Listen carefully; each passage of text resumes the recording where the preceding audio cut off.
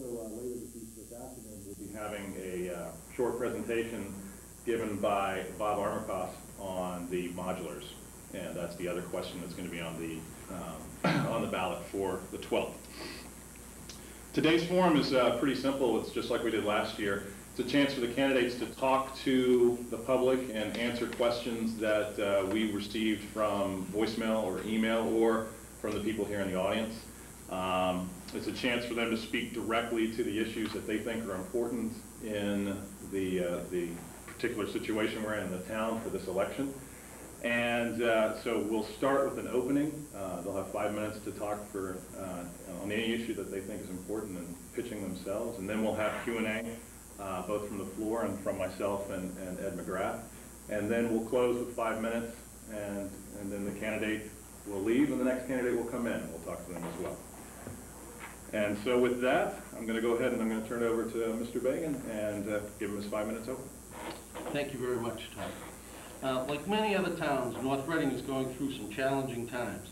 Therefore, it is critical that we reestablish our sense of community through honest leadership that encourages diversity of opinions, due process in decision-making, and tight fiscal management. Our citizenry now includes a broader socioeconomic spectrum. Moderation in town government is required in order to meet satisfactorily the varying needs of all townspeople. In my 6 years of public service, I have demonstrated this type of leadership. My voting record as a former selectman and former member of the Finance Committee and my activism as a private citizen bear this out. Town Center embodies our sense of community and is its source of nourishment. The fate of the LD Batchelder School and the police station are two of my deepest concerns. For over 2 years, I have been an avid proponent of retaining a vibrant town center through renovation and expansion of the LD Batchelder as an elementary school and the construction of a modernized police station in its current site. I'm an active member of the Cultural Council and an ardent supporter of community events in the center of town and at the Ipswich River Park. My vision for the town is one where the town center is preserved, yet enhanced to meet the needs of the 21st century. Respectful of its past, yet embracing the present and anticipating the future. We must invest in our community, but wisely and within our spending limits. For those not familiar with my record, here are some highlights. I recommended the J.T. Berry reuse option that maximized tax revenues and green space. I voted to fund the Ipswich River Park and the Little School renovation. I voted to fund the Hood School renovation and, in fact, urged the town to build even more regular classrooms at the facility that were incorporated in the final renovation plan.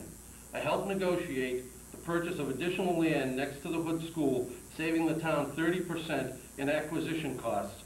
I also recommended that the town ask fair market value when selling town-owned properties. I supported the funding for the renovation of the Damon Tavern and the plan to put it back into use through leasing. I actively participated in meetings with the Mass Department of Education to ascertain feasibility of receiving state reimbursement for a Batchelder renovation. I have been and continue to be a participant at the Elementary School Building Committee and the Police Station Building Committee meetings.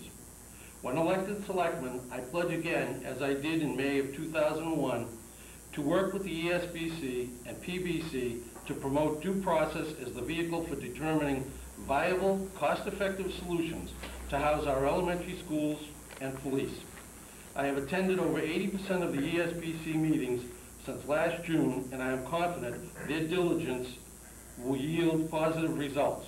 If elected, I also pledge to work with the Secondary School Building Committee to ensure adequate educational facilities at a reasonable cost, to promote land conservation, such as the preservation of the wildlife habitat at Swan Pond and the creation of passive recreation land near Eisenhower Pond, to encourage controlled growth through restriction of new building permits, to reduce the relative tax burden to residential properties through a fairer method of valuation of all properties, to seek adequate education programming for all students, paying particular attention to those with special needs, to support programs and incentives that encourage greater commerce in order to raise additional tax revenues, such as the installation of the sewerage on Main Street, a byproduct of the J.T. Berry Center redevelopment. To work with town departments to crunch the budget to avoid crunching the taxpayer. With your votes, I promise to use my experience to lead our community towards vitality and sound financial footing. Thank you. Okay, thank you very much. All right, we're going to start, it's actually a similar question to what I asked last year. An issue for any elected representative, president down to selectmen, even further, is the balance of the will of the people and the good of the people. Not necessarily something that goes together. If elected, how will you balance what the voters want versus what may be the best for the town long term? Well, I believe that in a democracy, majority rules. Therefore, when town meeting chooses to support a question, I would work with that decision, provided that the facts bear out the decision of town meeting. A recent example was the use of the 3rd ambulance for non-emergency transportation. The plan called for 10 non-emergency rides to the hospital, to doctors' offices, to support the project. Further discussion with the fire chief showed that there were only 6 non-emergency rides offered in the town at that point in time. So we were 40% short of the goal to even keep the project going. Of those non-emergency rides, several were previously contracted with ambulance services. So we really never could have reached the goals that were set by town meeting. Mr. O'Leary and I worked on that, and the plan has been tabled, and we don't have a 3rd ambulance anymore, so unfortunately or fortunately, we don't have to work that one out. Okay, well, it's interesting you bring up town meeting, because then kind of as a follow-on to that question, where you're balancing the will of the people versus the good of the people, is how do you deal with the voice of involved voters, say at town meeting, for example, where you're saying the majority rules, and the silent majority, where we tend to have this, the election may come about and a different set of people show up for the election? Well, I think that's an excellent question, Todd. And part of the reason is because of the intimidation factor that's been used recently at town meeting. I witnessed the last town meeting, an elderly gentleman got up to speak, and he asked questions regarding the modulars. Very good questions, such as, who's going to pay for the teachers? Do we need teachers? To which we got 2 different answers from the school committee. The chairman said that we didn't need to have additional spending for teachers, and Maureen Vaca got up and said we did. Then, when that person went to sit down, someone from across the aisle, obviously someone who had children in school, came across and literally verbally attacked him. It was very frightening for the elderly person. It was frightening for his wife. That's why quite a few of those people got up and left in the middle of town meeting. They had, and the purpose of the paper ballot is so that people can't be intimidated by their vote, whether it be a voice vote or whether a hand vote. I personally have spoken to several different communities, communities that use the paper ballot whenever there's something sensitive that can divide the town, such as police, fire, or teachers' contracts. Unfortunately, we're in the middle of some very sensitive issues right now, and I plan to utilize the paper ballot so that people can express themselves and not fear intimidation or retribution. As far as people showing up, different people show up at the polls, that's the reason, because they can go in and they vote as they see fit. A lot of the elderly don't want to go out to a town meeting and be bullied, so to speak. I find, and you know, we're having an election in February, which is, you know, it's not in the spirit of everybody getting out and being able to vote. So I find that disheartening. I think that, you know, the democratic process should be fair, which is why there are elections in November, before winter starts and in the spring after winter's gone. An election on February 12th is, you know, I think very unfair. Okay. I guess just to come back to the question though, I'm hearing the issues that you're talking about, but I guess I'm wondering, if you're elected selectman, what would you do to kind of make changes to this? How would you go about finding out or getting at the people who are not happy with what's happening at town meeting, for example, and what are the tools that you would use to do that?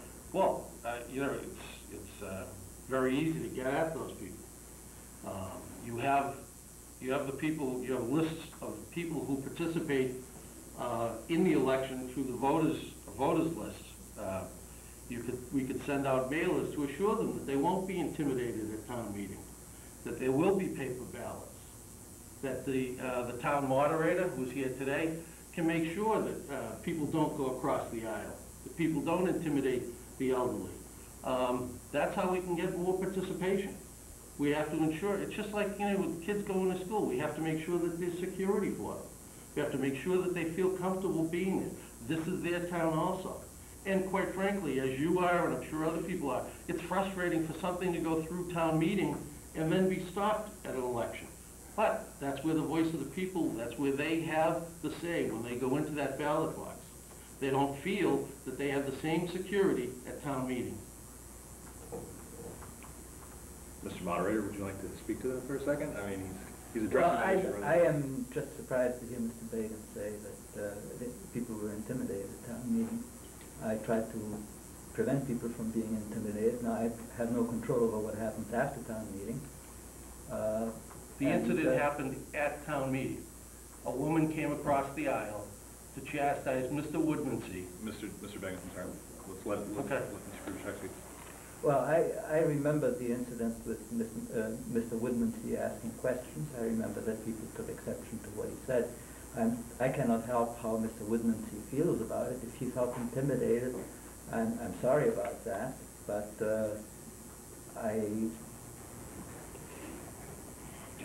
Okay, that's fine. I understand it is my job to make sure that Right. people do not get intimidated. Right. But there's a fine balance between people feeling intimidated and other people being allowed to say what they have in mind. Okay. All right, well, let's move on. Well, excuse me, but that incident where the person came across the aisle happened during town meeting, while it was going on. Okay, Mr. Bagan, what? Mr. Krubachevsky's running for moderator in May, and we'll have a chance to talk to him at that. Okay. I want to keep it on you. Yeah, let's keep it on. You were the one that asked them a question. I'd like to ask Jim if,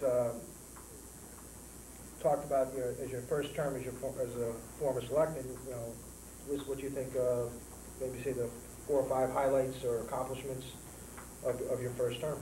Okay. Well, some of the highlights I feel was, one of them was working with the Berry Committee and working to see that the full use of the Berry property would bring tax revenue that we sorely need. I'll also bring septic to the Main Street area in Martin's Pond. There will be a septic plant built at the Berry.